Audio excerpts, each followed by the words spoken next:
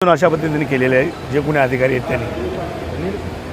सर्वात महत्त्वाचा आमचा मुद्दा होता की आरुली प्रभाग जो आहे, प्रशासकीय प्रभाग आरुली आहे आणि त्याच्यातला RTA जो विभाग आहे आमचा, जो आरुली प्रभाग प्रशासकीय याच्यामध्ये येतो आहे, तो सरळ उचलून घणसोली प्रशासकीय नोडमध्ये टाकलेला आहे। तर नियमामध्ये असं नसतं आहे, कारण सुरुवातीपासून गेली नगरपालिका अस्तित्वात आली तेव्हापासून जे RTAची लोक प्रशासकीय विभाग म्हणून आरुलीला वार्डमध्ये येत आहेत, त्यांच्या पाण्याची बिलं, त्यांचे प्रॉपर्टी टॅक्स, त्यांना जे आणखी काय जर सुविधा लागत असतील त्याच्या पलीकडे एखाद्या त्या आरुली वार्डमध्ये एखाद्याचं कोणाचं निधन झालं किंवा एखादा मुलगा जन्माला आला तर त्याचं जन्ममृत्यूचा दाखला हा आरुली नोडमध्येच मिळेल।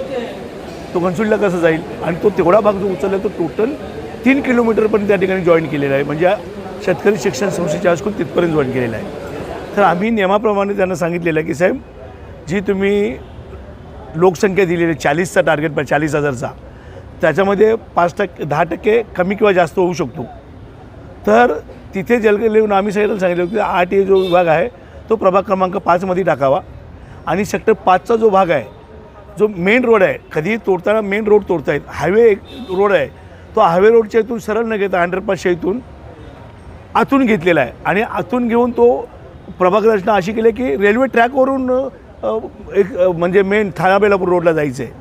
म्हणजे ही जी रचना केलेली आहे, तर आम्ही त्या ठिकाणी मागणी केलेली आहे की सेक्टर 5 जो आहे तो पूर्ण कधी पण जो एक्सप्रेस हायवे असेल किंवा 35 मीटर वाईड रोड, तर डिवायडरकडून एका वाड्यात जातो, डिवायडरच्या दुसऱ्या बाजूने सेक्टर 6-7 त्या बाजूला जातो।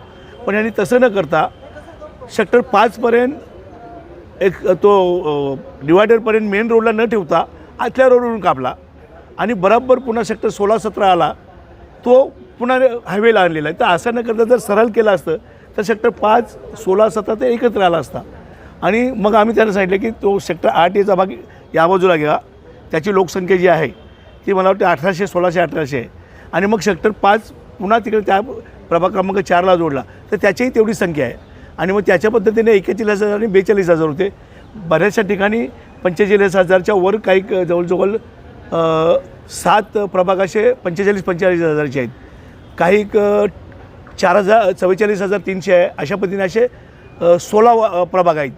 तर आम्ही त्या ठिकाणी मागणी केली की हे जे चुकीचे प्रभाग आहे तुम्ही आम्हाला घणसोली प्रभाग रचनेमध्ये न करता तो RTA वार्ड प्रभाग क्रमांक 5मध्ये घ्यावा आणि जो सेक्टर 5चा जो भाग सरळ करून तो भाग प्रभाग क्रमांक 4मध्ये घ्यावा, अशा पद्धतीने आम्ही त्या ठिकाणी रिक्वेस्ट केलेली आहे।